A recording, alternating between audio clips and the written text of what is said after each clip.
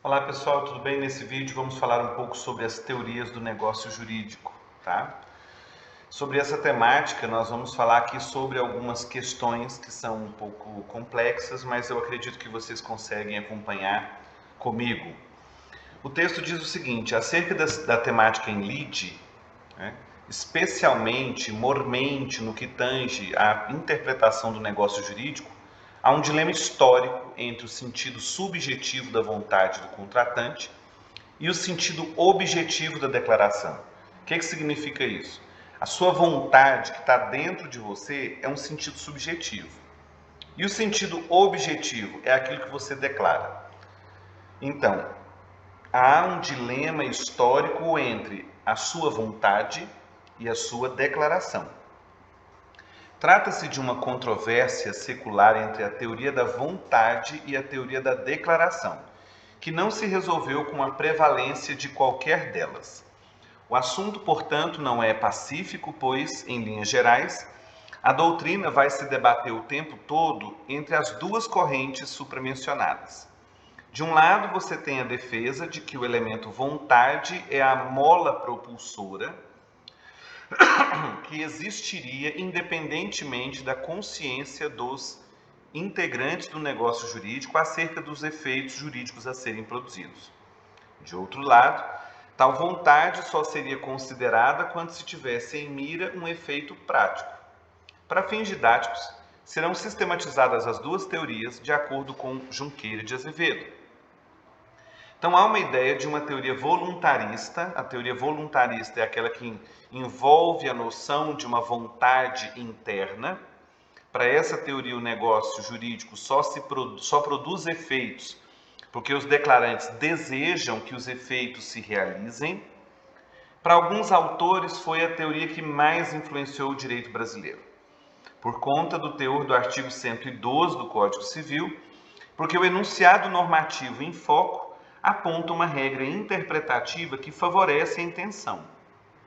Existe uma outra teoria, a teoria objetivista, que se centra na vontade externa ou na vontade declarada, e não que a pessoa pensou. Eventual conflito entre a vontade e a declaração se resolve com a predominância da declaração objetiva sobre a vontade subjetiva. Até porque não tem como a gente sonhar com o que a pessoa pensou. É a teoria oposta à voluntarista, denominada por Scognamiglio de teoria preceptiva, preceito da autonomia privada dirigido a interesses concretos próprios de quem o estabelece. Para essa teoria, o negócio jurídico constitui um comando concreto ao qual o ordenamento jurídico reconhece uma eficácia vinculante. Seguindo essa linha de intelecção objetivista, existe uma teoria, a teoria normativista de Hans Kelsen, que reconhece o negócio jurídico como um fato criador do direito. Nesse sentido, há previsão nos códigos francês, espanhol e italiano de que os negócios jurídicos têm força normativa, ou seja, aquilo que você contratou, aquilo que você negociou, é como se fosse uma lei, é como se fizesse lei entre as partes. O Orlando Gomes expõe que o princípio da força obrigatória vai se consubstanciar na regra de quê? De que o contrato faz lei entre as partes. Ressalte-se por oportuno que as teorias, na verdade, elas não são uma contra a outra, não são antagônicas.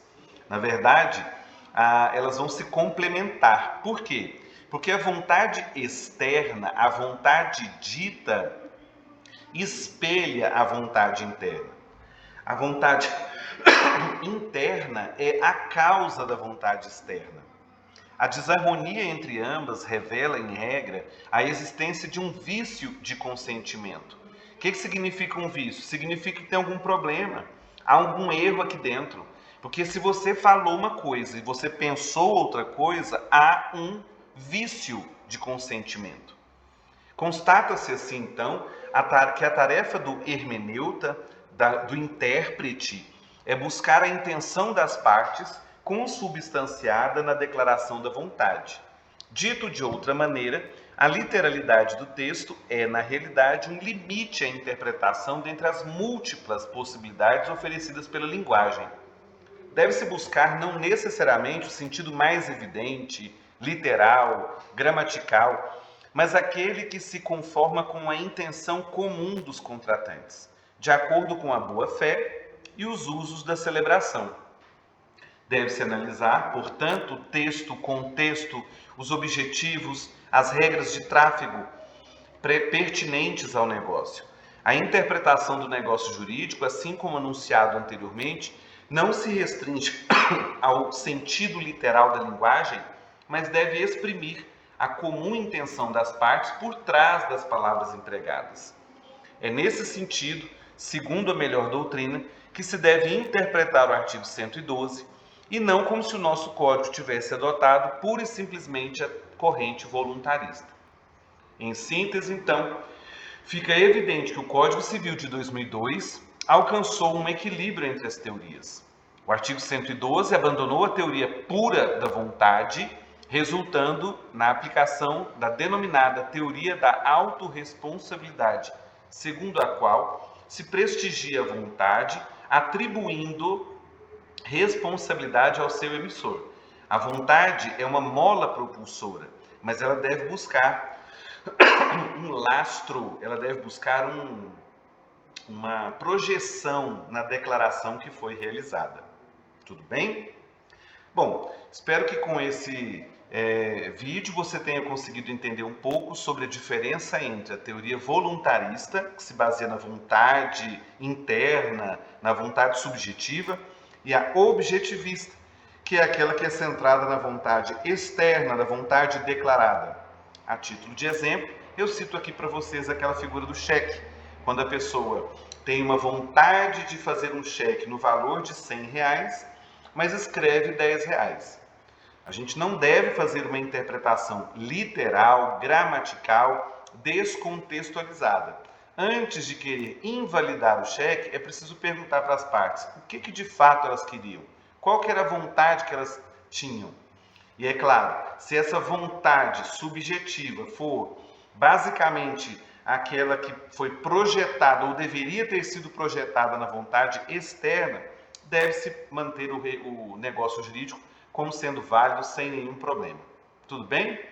Bom, no próximo vídeo vamos começar aqui uma classificação dos negócios jurídicos. Espero vocês!